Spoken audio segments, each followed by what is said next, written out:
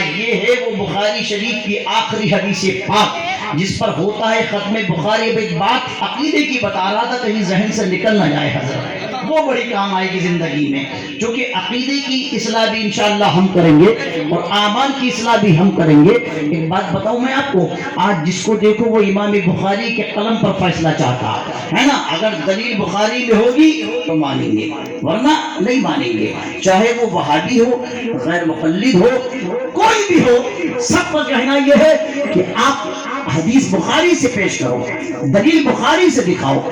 یعنی امام بخاری کا قلم اتنا ویلڈ، اللہ نے اس کتاب کو ایسی مقبولیت عطا فرمائی جس طرح قرآن کے 30 سپارے، بخاری کے 30 سپارے، سمجھے؟ قرآن کے بعد سب سے افضل مقام بخاری شریف کا۔ بخاری شریف جس گھر میں ہوتی شیطان نہیں آتا ہے وہاں، بالکل جہاں رکھی ہو شیطان یوں بھی رکھ لو گے آپ تو نہیں آتا۔ اب ایک بات ٹھہر کے سمجھاؤ، انشاءاللہ علماء کرام دعاؤں سے نوازیں گے۔ حضرت امام بخاری کیا کرتے تھے؟ سرکار کی حدیث لکھنے سے پہلے نیا غسل کرتے تھے، نیا وضو کرتے تھے۔ اب چونکہ حضرت ساری دنیا میں پریشان کیا ہوا وہابیوں نے، اور ہر کسی کی ریکوائرمنٹ یہی ہے کہ بخاری میں دکھاؤ، اور ہم کو وہ بدعتی بھی کہتے ہیں۔ آپ نے جھنڈے لگائے بدعتی ہو گئے، خوشی منائی تو بدعتی ہو گئے، حلوہ بنایا تو بدعتی ہو گئے، کھچڑا بنایا تو بدعتی ہو گئے، سمجھے؟ مگر آؤ میں بتاؤں آپ کو، بدعتی بہت پہلے سے تھے۔ بدعت کی ڈیفینیشن وہ نہیں ہے جو وہ کہتے ہیں، مگر بڑی محبت کا پیغام میں آپ کو دے دوں، سنیے۔ امام بخاری نے ہر حدیث کو لکھنے سے پہلے جو نیا غسل کیا، نیا وضو کیا، 2 رکعت نماز نفل پڑھی، اور بعض روایتوں میں استخارہ کے الفاظ بھی کہ استخارہ کیا۔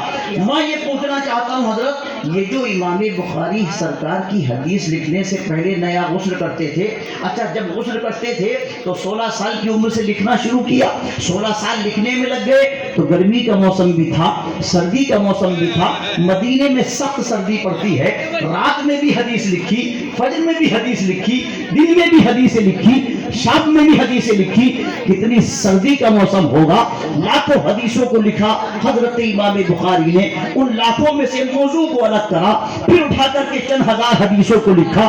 مجھے بتائیے، رات کو بھی غسل کرتے ہوں گے امام بخاری، دن میں بھی غسل کرتے ہوں گے، کبھی کبھی فجر کی ٹھنڈک میں بھی غسل کرنے جاتے ہوں گے، صرف اس لیے کہ حضور کی حدیث لکھنے جا رہا ہوں۔ اب میں جملہ دے رہا ہوں، حفاظت کیجئے گا۔ امام بخاری جو یہ عمل کرتے تھے، امام بخاری جو یہ کام کرتے تھے، غسل کرنے والا، وضو کرنے والا، پوری دنیا وہابیت بتائے کہ کون سی حدیث میں لکھا ہے کہ سرکار کی حدیث لکھنے سے پہلے یہ غسل کرو؟ کون سی حدیث میں لکھا ہے یہ؟ کہاں لکھا ہے یہ؟ لوگ کہتے ہیں بخاری میں دکھاؤ، ہم کہتے ہیں بخاری میں دکھاؤ کہاں لکھا ہے کہ حضور نے یہ فرمایا ہو کہ میری حدیث لکھنے سے پہلے غسل کرو، میری حدیث لکھنے سے پہلے نیا وضو کرو، میری حدیث لکھنے سے پہلے 2 رکعت نماز نفل پڑھو۔ ذمہ داری سے جملہ دے رہا ہوں، اور کل بھی میں نے بولا تھا جودھ پور عیساقیہ میں 1.25 لاکھ صحابہ کرام سے حدیثیں ہو کر کے ہم تک پہنچی ہیں، 10 سرکار کی ازواج مطہرات سے اندر کی حدیثیں پہنچی ہیں، مگر سنیں 1.25 لاکھ صحابہ کرام میں سے ایک صحابی نے بھی یہ اہتمام نہیں کرا کہ حضور کی حدیث لکھنے سے پہلے نیا غسل کیا ہو۔ ایک صحابی نے بھی یہ اہتمام نہیں کرا، نہ کسی نے نیا غسل کرا، نہ کسی نے نیا وضو کرا۔ کیوں؟ سرکار نے فرمایا نہیں۔ میں ذمہ داری سے عرض کر رہا ہوں، کوئی ضعیف سے ضعیف حدیث بھی اس پر نہیں دکھا سکتا، حضرت ضعیف سے ضعیف حدیث بھی کوئی نہیں دکھا سکتا کہ سرکار نے یہ فرمایا ہو کہ حدیث لکھنے سے پہلے غسل کر لو، حدیث لکھنے سے پہلے وضو کر لو۔ لوگ کیا کہتے ہیں؟ جو کام حضور نے نہ کیا، حضور کے زمانے میں نہیں ہوا، وہ کرو تو بدعتی۔ تو امام بخاری سے بڑا بدعتی کون ہے؟ بولیے، امام بخاری سے بڑا بدعتی کون ہوا پھر؟ اب میں جملہ دے رہا ہوں، غور سے سنیے آپ۔ ایک حدیث کوئی آج تک دکھا نہ سکا، 13 صدیاں گزر نہیں، امام بخاری کو دنیا سے گئے ہوئے، اور نہ صبح قیامت تک دکھا سکتا ہے اس بارے میں۔ تو پھر امام بخاری کیوں یہ اہتمام کرتے تھے؟ ہم پیٹ پھیر کے نکل جائیں، روضہ رسول سے وہ ٹوکتا ہے، نہیں سیدھے جاؤ، بالکل پیٹ کر کے جاؤ۔ کوئی صحابی پیٹ پھیر کے نہیں جاتا تھا، جبکہ حضرت سلمان فارسی حضور کی بارگاہ سے جب بھی اٹھتے تھے تو پیٹ اس طرف کر کے جایا کرتے تھے، سمجھے؟ اور क्योंकि सोशल मीडिया का जमाना है, आदमी कहता है ये नई नई बातें कहां से आई। अब मुझे बताओ, इमाम बुखारी ने जो ये गुस्ल किया, वुजू किया, ना कुरान में ये हुक्म है, ना किसी हदीस में ये हुक्म है, ना कुरान में हुक्म है हजरत और ना किसी हदीस में। अब मैं जवाब दे रहा हूँ, और से सुनो। पता चला इमाम बुखारी के इस अमल से उन्होंने हर हदीस को लिखने से पहले जो गुस्ल किया, वुजू किया, 2 रकअत नमाज नफल पढ़ी, इससे पता ये चला कि ये अदब मुस्तफ़ा था। क्या था? अदब मुस्तफ़ा। और सुनो, अदब रसूल के लिए याद रखो, हदीस रसूल की जरूरत नहीं होती, इश्क़ रसूल की जरूरत होती है। नारे तकबीर, नारे रिसालत, देखो हमारे नबी की शान, अहले सुन्नत। इश्क़ रसूल के लिए किसी हदीस को नहीं देखना है, याद रखो आप। अब मुझे बताओ, सरकार वुजू कर रहे हैं, हुदैबिया के मौके पर सरकार वुजू कर रहे हैं, कुफ्फार का नुमाइंदा आया देखने के लिए, समझे, बातचीत करने के लिए। उसने दूर खड़े होकर के देखा पैगंबर वुजू कर रहे हैं। वुजू तो वो जानता भी न था, वो तो सोच रहा था बस पानी डाल रहे हाथों पर, चेहरा धो रहे हैं, हाथ धो रहे हैं, समझे, कुल्ली कर रहे हैं। मगर उसने दूर खड़े होकर के देखा कि पैगंबर के बदन पर जो पानी लग रहा था, सहाबा किराम उस पानी को हासिल करने के लिए इस तरह झपट रहे थे गोया उनमें आपस में तलवारें चल जाएंगी।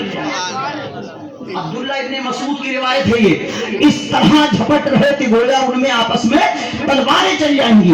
और सहाबाई किराम उस पानी को अपने हाथों में लेते, जो हुजूर के चेहरे पे पड़ता, सरकार के हाथों में आता, वो नीचे अपने हाथों में ले लेते। और हदीस के अल्फाज सुनो, जिसको वो पानी नहीं मिलता, हदीस में आता है, वो अपने हाथ उस सहाबी के हाथों से टच कर लेता जिसको हुजूर का पानी मिला हो।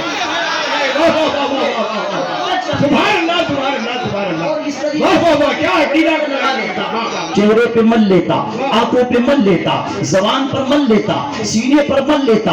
कौन सी हदीस में लिखा कि सरकार ने फरमाया कि तुम ऐसा करो? बताओ, कौन सी हदीस में लिखा है कि हुजूर ने ये फरमाया हो कि मैं वुजू करने बैठूं तो तुम नीचे बैठ जाओ? नहीं, बल्कि हैरत से सरकार ने पूछा, ऐ गिरोह सहाबा, बताओ मैं तुम्हें किस चीज ने इस बात पर उभार दिया कि तुम मेरे बदन से टच किया हुआ पानी गिरने नहीं देते? कुफ्फार का नुमाइंदा दूर खड़ा हुआ ये चीज देख रहा था। जब वो पहुंचा तो उसने जाकर के मक्के वालों से कहा, खबरदार मोहम्मद अरबी से जंग मत करना। कहा क्यों? क्या ताकत देख करके आए, असला देख करके आए, फौज देख करके आए, लश्कर देख करके आए? कहा नहीं, अल्लाह की इज्जत की कसम, मैं दुनिया के बेशुमार बादशाहों के दरबार में गया हूं, मैंने ताकत वाले भी देखे, मैंने लश्कर वाले भी देखे, मैंने खंजर और तलवार वाले भी देखे, मैंने दौलत और शोहरत वाले भी देखे। मैंने ये देखा जब तक उनका बादशाह तख्ते शाही पर रहता है लोग उसकी इज्जत करते हैं, तख्ते शाही से उतर जाता है लोग उसकी इज्जत नहीं करते। पर आज मैंने ऐसी शख्सियत को देखा, बज़ाहिर जिसका कोई तख्त नहीं था, बज़ाहिर कोई महल नहीं था, बज़ाहिर कोई शाही उसका कोई एनवायरमेंट नहीं था, मगर हाँ मैंने ये देखा कि जब वो अपने बदन पे पानी डालता था तो उसके चाहने वाले उसके बदन पे लगे हुए पानी को जब जमीन पर गिरने नहीं दे रहे थे तो उसका खून बहता हुआ कैसे बर्दाश्त कर सकता? सरकार ने पूछा, किस चीज ने तुमको उभार दिया इस अमल पर कि तुम इस पानी को हासिल कर रहे? अब्दुल्ला इब्ने मसूद कह दे, जवाब दिया, सरकार हमें अल्लाह उसके रसूल की मोहब्बत ने उभार दिया। क्या बात है, सुभान अल्लाह, सुभान अल्लाह, उसके रसूल की मोहब्बत ने। पता चला अदब करने के लिए किसी हदीस को तलाश करने की जरूरत नहीं, सीनों में इश्क़ रसूल को तलाश करो। जिसका सीना इश्क़ रसूल का मदीना होगा वो हुजूर के नाम पे तड़पेगा, वो हुजूर के नाम पे मचलेगा, वो हुजूर के नाम पे दीवाना मार कैफियत होगी। बोलो, वैसे करनी तो बहुत दूर रहा करते थे, मगर सरकार को देखा नहीं, हुजूर के नाम पर मचलते थे। फारूक आजम रोज देखते थे, मौला अली शबो रोज देखते थे, दोनों ही गए थे मुलाकात करने के लिए वैसे करनी से। जो शबो रोज देखने वाले थे, उन देखने वालों से एक बगैर देखने वाला पूछता है, तुमने कभी हुजूर को देखा है? जी पूछते, तुमने कभी देखा है? कहा देखा है, रोज देखते। जब तक सुकून नहीं मिलता जब तक ना देखे। कहा अली तुमने देखा? कहा दिन रात देखते। उमर तुमने देखा? दिन रात देखते। कहा देखा है तो बताओ सरकार की अबरूए पाक मिली भी थी या जुदा थी? سرکار کی بھویں ملی ہوئی تھی یا جدا تھی؟ سوال سنا تو وہ 24 گھنٹے کے دیکھنے والے خاموش ہو گئے. سبحان اللہ سبحان اللہ. یہ ہے جو دل کی آنکھوں سے دیکھتے ہیں مصطفیٰ کو. سمجھے؟ اویس قرنی نے مولا علی سے کہا یہیں ٹھہرنا، ذرا اندر جا کے آ رہا ہوں. کہا یہ حضور نے جبہ دیا ہے اور اپنی امت کی مغفرت کی دعا کا حکم دیا ہے. جبہ تو لے لیا، زیب تن کر لیا. اویس قرنی نے اپنی خانقاہ میں گئے. مقام عمر کا افضل ہے، مقام علی کا افضل ہے. یہ صحابی بھی ہیں، حضور کے جانثار بھی ہیں. عمر تو حضور کے وزیر بھی ہیں، خلیفہ بھی ہیں. مولا علی داماد مصطفیٰ بھی ہیں، مشکل کشا بھی ہیں، حاجت روا بھی ہیں، رافع بلا بھی ہیں. سمجھے؟ باب مدینۃ العلم بھی ہے، حسنین کریمین کے والد بزرگوار بھی ہیں، سیدہ کائنات کے شوہر نامدار بھی ہیں. مگر باوجود اس کے اویس قرنی نے کہا دونوں حضرات یہی تشریف رکھیے گا، اور ایک گزارش ہے جب تک میں نہ کہوں اندر تشریف مت لائیے گا. میں سرکار کا جبہ پہن کے اندر جاتا ہوں. اندر گئے، مصلی بچھایا، نماز کی نیت کری اور سر سجدے میں رکھا. اویس قرنی نے دعا شروع کر دی. 10 منٹ گزرے، 20 منٹ گزرے، آدھا گھنٹہ گزرا، 1 گھنٹہ گزرا. بتقاضائے بشریت مولا کائنات نے عمر سے کہا عمر اویس باہر نہیں آ رہے. عمر نے علی سے کہا علی اویس باہر نہیں آ رہے. اور یہاں سچویشن یہ تھی، سر سجدے میں تھا اویس قرنی کا. کہہ رہے کہ مولا تیرے محبوب کا جبہ آیا ہے، دعا کی مجھے دعا کا حکم دیا گیا ہے. مولا محبوب کی امت کو بخش دے. ادھر آواز آ رہی تھی اویس سر اٹھاؤ، اتنے بخش دیے. کہا مولا اور بخش دے. پھر آواز آئی سر اٹھاؤ اور بخش دیے. کہا اتنے اور بخش دے. آواز آئی سر اٹھاؤ اور بخش دیے. مگر اویس ہے کہ سر سجدے سے اٹھا نہیں رہے ہیں. اللہ نے مولا کائنات کی زبان سے کہلوا دیا. اویس نے کہا تھا اندر مت آنا، مگر اندر قدم رکھ دیا. اور جب اندر قدم رکھا تو اویس نے جہاں سجدے میں سر رکھا تھا وہی مولا علی پہنچے اور عمر سے بولے مجھے لگتا ہے کہ اویس قرنی کی روح پرواز کر گئی. مجھے لگتا ہے کہ اویس قرنی کی روح جسم سے پرواز کر گئی. میں نے عالم تصور میں نجف اشرف کی جانب رخ کیا. مولا کائنات آپ تو باب مدینۃ العلم ہے، آپ تو دمشق کی جامع مسجد میں بیٹھ کر کے قیامت تک کی خبریں دیتے ہیں. آپ تو 4 فٹ کے فاصلے پر ہے اویس قرنی. آپ تو کہتے ہیں سلونی اما شئتم، مجھ سے سوال کرو میں تمہیں قیامت تک کی خبریں دوں گا، عرش اعظم تک کی باتیں بتاؤں گا. وہ علی جو عرش اعظم کی باتیں بتائے، وہ علی جو بصورت بشر اگر جبرائیل آ جائے اور جبرائیل آ کے کہے علی ذرا بتاؤ اس وقت جبرائیل کہاں ہے، بشکل انسانی ہے جبرائیل. آنکھ اٹھائی آسمانوں کی طرف دیکھا، کہا جبرائیل لوح محفوظ میں نہیں، جبرائیل عرش اعظم کے قریب نہیں، جبرائیل بیت المعمور میں نہیں، جبرائیل 7 آسمانوں میں نہیں، جبرائیل اپنی جگہ سدرۃ المنتہا میں نہیں، مشرق مغرب میں نہیں، شمال جنوب میں نہیں. نظر ڈالی اس بشر کے چہرے پر اور کہا اے بشر لگتا ہے تو ہی جبرائیل ہے.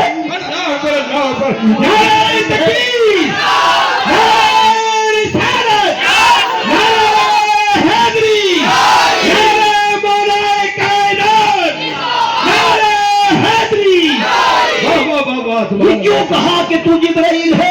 پوچھا کس آدھار پہ کہہ رہے ہو کہ میں جبرائیل ہوں؟ کہا میں نے سدرا کی بلندیوں پر دیکھا جبرائیل نہیں تھے، مشرق میں دیکھا جبرائیل نہیں تھے، مغرب میں دیکھا جبرائیل نہیں تھے، شمال میں دیکھا جبرائیل نہیں تھے، جنوب میں دیکھا جبرائیل نہیں تھے، تحت الثری تک دیکھا جبرائیل نہیں تھے. کہنا یہ چاہتا ہوں جس علی کی آنکھیں سدرا کو دیکھتی ہیں، جس علی کی آنکھیں تحت الثری میں دیکھتی ہیں، جس علی کی آنکھیں مشرق سے مغرب میں دیکھتی ہیں، جس علی کی آنکھیں شمال سے جنوب میں دیکھتی ہیں، اس علی کو اویس قرنی کا حال آج پتا کیوں نہیں تھا؟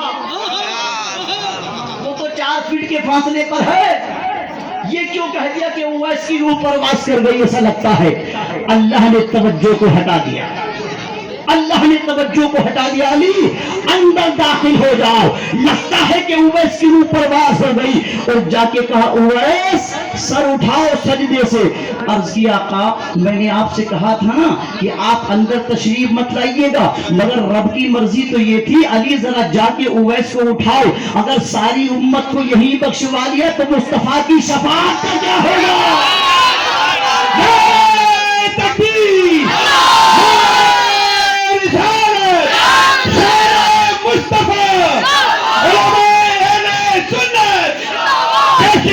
غریب نواز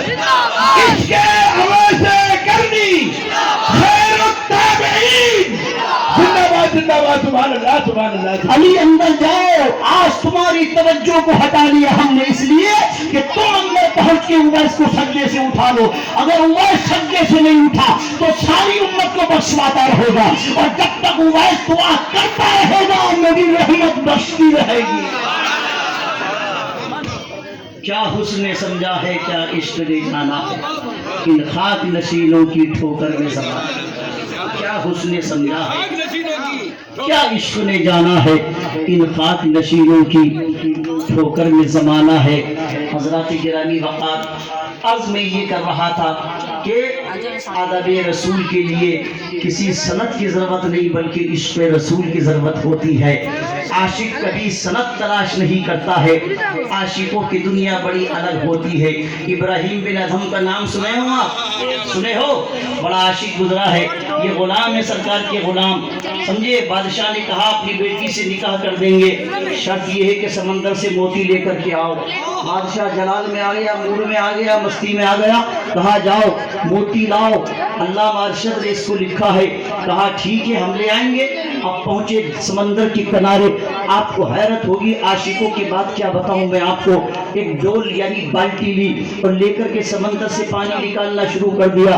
حضرت صبح سے دوپہر ہو گئی، دوپہر سے شام ہو گئی، 100 150 200 400 بالٹی پانی نکال دیا. اللہ کی رحمت کو پیار آ گیا، حضرت خضر کو بھیج دیا. خضر پہنچے انسانی شکل میں، بولے کیا کر رہے ہیں بابا، یہ کیا کر رہے ہو آپ؟ کہا سمندر کو خوش کر رہا ہوں. سمندر کو خوش کر رہا ہوں. کیا بولے؟ سمندر کو. یا بیٹھ جاؤ بھائی، جانا جانا مت کرو، آپ بیٹھ جائیے، سب تشریف رکھیے آپ. کیا کہا؟ سمندر کو خشک کر رہا ہوں. تو حضرت خضر بولے مسکرا کے، بابا سمندر کبھی خشک ہوتا ہے؟ سمندر کبھی بولو خشک. ارے میں عاشق کی بولی بتا رہا ہوں. اے بیٹا بیٹھ جاؤ ایک طرف یار. چلو اچھا کوئی بات نہیں، چلو سنو. کیا کہا؟ شام تک 200-400 بالٹی پانی نکالا.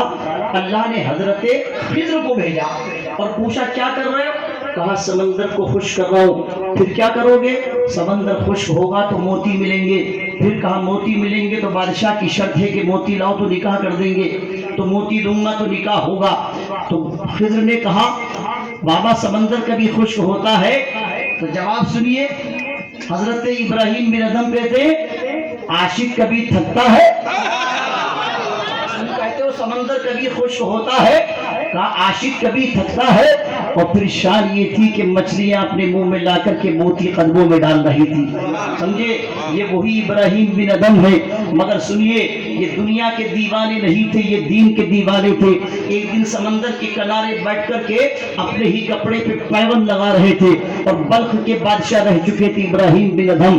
آج تو کرسی کے لیے سب کچھ کرنے کو تیار ہے اور کر رہا ہے اور ہو رہا ہے. مگر یہ تھے بادشاہ اس دور کے، سبحان اللہ، کہ ملک چھوڑ دیا، ملکیت چھوڑ دی، تخت شاہی کو چھوڑ دیا، بادشاہت کو چھوڑ دی. اور چھوڑا کیسے تھا؟ سنیں غور سے آپ. تھوڑی سی کچی بستی میں رہتے ہو، پریشان مت ہونا،